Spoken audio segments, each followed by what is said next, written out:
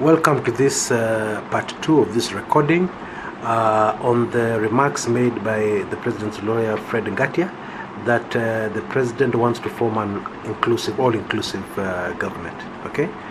Now, anyway, what I've said about these mistakes that are made in the past is all water under the bridge. But my advice would be that if we're moving towards an all-inclusive government, then it is not too late for the President to start repairing his image.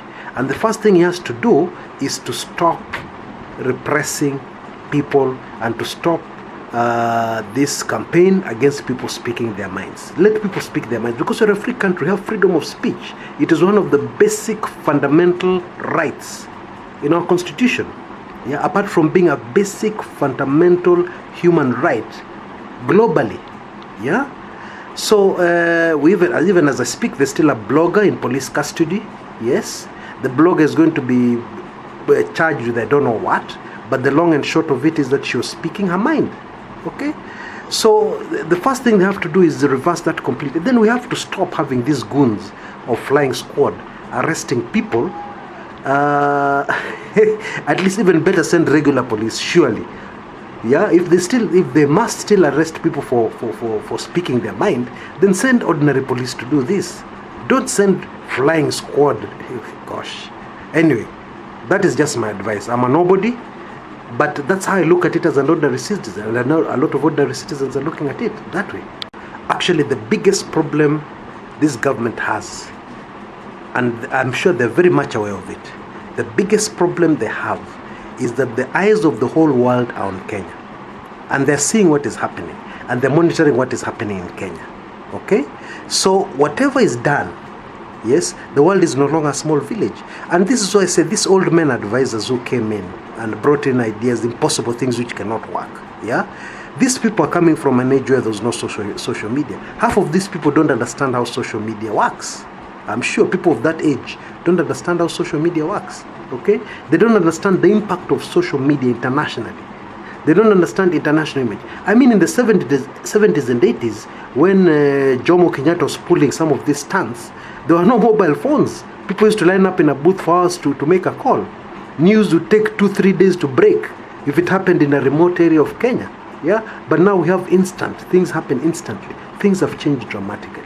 Okay, so one of the biggest problems this government has, whatever plans, whatever, you see, and this is why it was very easy to predict that these advisors of draconian techniques, they would reach a point where all their plans, all their advice ingegonga ukuta. Yeah, like I'm sure it has reached now. Because you see, where you are now, where can you go? Okay, you've arrested people, people have died, yeah, extrajudicial killing, blah, blah, blah, blah, blah, blah. Okay, what do you do next? You see, there's no way forward. Okay, now, because there's no way forward, the only way is to move backwards, which makes a person look weak. Okay, because it means when you start moving backwards, it means I have made a mistake. If you're announcing during the elections no Nusu Mkate government, and then suddenly announcing an inclusive government, it means that you're backtracking. Yes, this politically, that's what it means. Okay, and of course NASA people are saying no, it's either that or everything. In fact, the view of NASA people is very clear, and I think everybody knows it. Yeah, they are waiting for the judgment of the Supreme Court. According to NASA people, there's no doubt that they won this particular election. Okay, the NASA people say they do not want a repeat of 2007, where they ended up with the Nusu Mkate government, where the influence was limited, and yet they won that election. You get my drift? Okay, this is what the NASA people are saying. And what the NASA people are saying, something I also don't agree with, I'll tell you later why. They're also saying that this secession thing, if we get a judgment against us from the Supreme Court, and we do not get the win we know was ours, then we have no reason to belong to the bigger Kenya, and we'll just move out. Secession. That's what NASA people are saying. Okay? Now, the reason why I do not agree with that is that my personal view is that whatever the judgment of the Supreme Court, for us to have a better Kenya, more peaceful Kenya, for us to be able to go forward in a better way, there's no other solution except secession. To divide the country into two republics. There's no other solution. Any other solution would be temporary, would just be going around in circles, temporary solution, this problem will recur again 5 years from now, or even 10 years from now. Okay? So to avoid that, to solve it once and for all, secession is the only answer. And I believe I'm talking from a point of great knowledge. If I can just give you one example, we know that there were the oaths during the Jomo Kenyatta days. We know what those oaths, the whole idea of those oaths was. Yes. We also know from, at least I know from impeccable sources, that those oaths were repeated towards the end of last year. Okay. Now, when you have things like oaths, most people don't realize the impact of these things. Okay.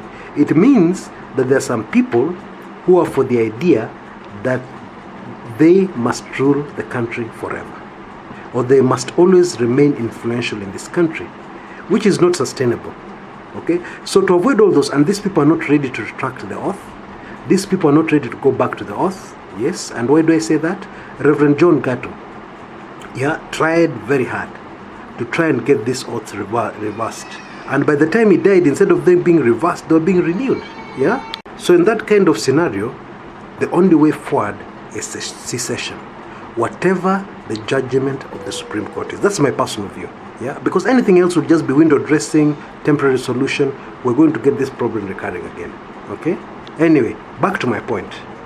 What is very clear now is that whatever the judgment of the Supreme Court, we're going to have some change of some sort in the new government. Yeah. For instance, if the Supreme Court decides to retain the status quo, then it means that the government has to make a very big effort. I mean, it's the only logical conclusion. A very big effort to make an about turn and to include the opposition as much as possible in their government. Now, as to whether the opposition will be ready to join that government or not, that one I don't know. Okay, that is for the opposition, NASA themselves to answer. But from where I sit, it is unlikely that they'll accept. Okay. Anyway, so that is the situation. If NASA, on the other hand, win, now it will mean that we have to go for a rerun of the presidency, and there are a whole lot of problems with a rerun. Because, well, again, I'm touching on the evidence presented before the Supreme Court, so let me not go further than that. But let's just say that people do not have enough confidence in the IBC to do a rerun of the presidency. Okay, so that means we're still in a crisis. Okay, however, there are many good things which have happened, and according to me, one of the two biggest good things which have happened is that despite everything else, despite provocation, there has been no violence. Number two, the other very good thing that has happened is that Kenyans are talking. You know, when people stop talking is when you should get worried. Because when people stop talking, it means that they're pursuing other solutions. And to be wise, if I was in this government, I would try and get people to keep talking as long as possible.